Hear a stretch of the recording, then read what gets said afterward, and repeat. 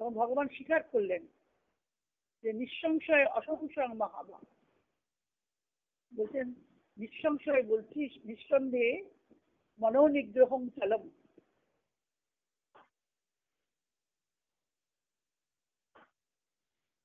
দুর্নিগ্রহং চলম, মনকে নিগ্রহ করা যায় না, খুব কষ্ট করেও করা যায় না, চলম অত্যন্ত চঞ্চল। শ্রীঅরবিন্দ বলছেন মানুষের মন চঞ্চল, মন অন্য সব বস্তু নিয়েই ব্যস্ত থাকে। যোগ সমন্বয় বললেন যখন মনকে ঊর্ধ্বমুখী করছি ধ্যানেতে একাগ্রতা দিয়ে, বলছেন যখনও এমনকি উপরের দিকে পাঠানোর সময়ও সর্বদাই বিক্ষিপ্ত হয় সংসারের টানে। আমাদের মনস্তত্ত্বটা খুব ভালো জানেন, তাই বলছেন সাধারণের মন একাগ্র করতে চাইলেও হয় না, সংসারের বিক্ষিপ্ত টানে আবার নেমে আসে। তাই জন্য ভগবান বললেন অসংশয় মহাবাহু মনো দুর্নিগ্রহং চলম অভ্যাসেন তু কৌন্তেয় বৈরাগ্যেন সদৃশ। আমাদের একাগ্রতার অভ্যাস করতে হবে, মনকে একাগ্র সব জিনিস থেকে সরিয়ে এনে পুড়িয়ে এনে বিষয় থেকে শুধু তাকেই ভাবা, যাকে আমার ভালোবাসতে ইচ্ছা করে, আমার প্রকৃতি যাকে চায়, যার উপরে আমার অনুরাগ, তাকে আমাকে ভাবতে হবে। ভাবা কিছুটা সময় তার জন্য দেওয়া, 24 ঘন্টা সংসারকে না দিয়ে কিছুটা সময় অন্তত একাগ্র হয়ে তার কথা চিন্তা করা, ভাবা, মনটাকে একাগ্র করা তার উপরে। সে যদি মূর্তি আসে তো আসবে, তো মূর্তি দিয়ে শুরু করতে হয়। এটা অভ্যাস যদি করা যায়, এটা অভ্যাস করতে করতে তখন তাকে ভাবনা করাটাই একটা অভ্যাসে পরিণত হয়ে যাবে, আর তখন অন্য কিছু সব ছোট গৌণ হয়ে যাবে। নির্দিষ্ট সময় যদি করি, তারপর সেটা সর্বক্ষণে বাড়ানোটা তো আপনা আপনিই হবে। চলতে ফিরতে, খেতে শুতে ঘুমাতে, ট্রেনে বাসে সর্বদাই তার সান্নিধ্যে একটা কিছু অবলম্বন করে থাকা, তার রূপ, তার নাম, তার গুণ, যেটা কোনো একটা যার যেটা আসে, যার যাতে রুচি হয়, যে রুচি বলেছেন নিষ্ঠা রুচি, নিষ্ঠা এলে রুচি হবে, নিয়মিত করতে হবে, শ্রদ্ধা সহকারে প্রথমে তার দিকে এগোতে হবে। যদি আমি চাই যে আমি শান্তি চাই, আনন্দ চাই, সুখ নয়, সুখ আর আনন্দ আলাদা, সুখ ক্ষণস্থায়ী, আনন্দ চিরকাল থাকে, দিব্য আনন্দ, বস্তু দিয়ে আনন্দ নেই, বস্তুতে আনন্দ নেই, বস্তু নয়, বস্তু দিয়ে মনের একটুখানি হর্ষ বিষাদ এগুলি পাওয়া যায়, সুখের কথা।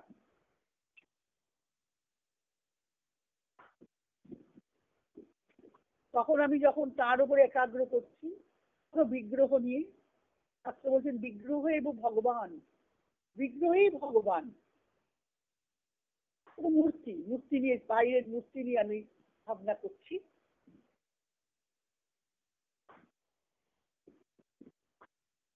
শুধু কেবল তার সম্পর্কে ভাবনা করা। নটা ভাবয়ত শান্তি অশান্ত সুখম, গীতা 2য় অধ্যায় বলেছেন ভাবনাটা খুব দরকার, আর এলোমেলো ভাবনা নয়। আমার যিনি ইষ্ট, আমার যিনি অভীষ্ট, আমার যিনি গুরু, আমার যিনি প্রিয়, আমার যাতে আসক্তি নিষ্ঠা রুচি, সেইটা মূর্তি ধরেই যদি করি, তার উপর মনকে একাগ্র করা।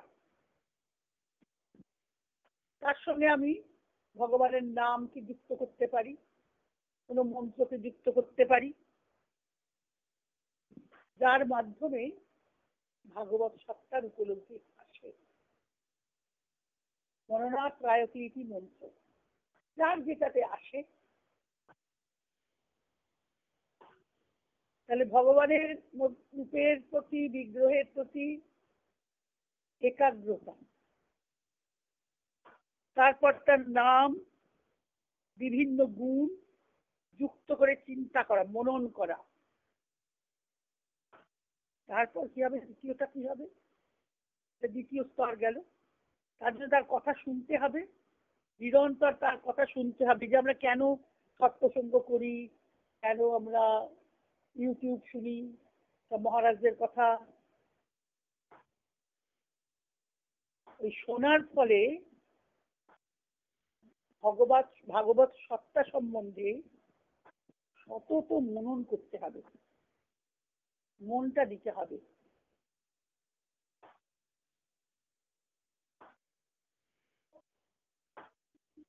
মন দেওয়া মানে সেখানে মনন করার মধ্যে স্মরণও আছে। শ্রবণ তো গেল, তারপরে স্মরণ। অনন্য চেতা সততম, তাই ভগবান বললেন। ওই যে একাগ্র চিত্ত যেটা বলছেন, অনন্য চেতা, অন্য বিষয় চিত্ত যাচ্ছে না। আমি সময় ধরে, একটা নির্দিষ্ট সময় ধরেই করি দিনে, যে পড়া চেতনার সঙ্গে যুক্ত হতে হলে ভগবানের আমার এই ক্ষুদ্র চেতনাকে বৃহতে নিতে হবে।